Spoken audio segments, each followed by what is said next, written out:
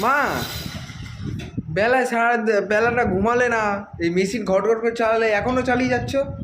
আর এই মশারিটা যদি এখনই তোর নিচের দিকটা নাই কাপড় দিয়ে সেলাই করে দিই না, রাত্রে শুতে পারবি না। এত মশা আমাদের এলাকায় না, কি বলবো। আর পেছনে, বাড়ির পেছনে একটা খাল আছে, মানে রাতে যদি এমনি এমনি শুয়ে থাকো, ও ফ্রিতে তুলে নিয়ে চলে যাবে, কোনো ভাড়া ছাড়াই তুলে নিয়ে চলে যাবে। আর আমার ছেলেদেরকে মশারি এনে দিয়েছি, বেশি দিন হয়নি, শীতের আগে আগে এনে দিয়েছিলাম। সেই মশারির নিচে যে কাপড়টা থাকে সেটা পুরো ছিঁড়ে উড়িয়ে দিয়েছে, দেখবে দেখো। এখন এটার মধ্যে এই যে কিছুটা কাপড় কেটেছে, এই কাপড়গুলো জুড়ে দেবো, জুড়ে জুড়ে আবার মশারির নিচে কাপড় তৈরি করে দিচ্ছি। নাহলে প্রত্যেক 2-3 মাস অন্তর কত মশারি কিনবো। আর এই মশার জ্বালায়, মশার কয়েল, মশা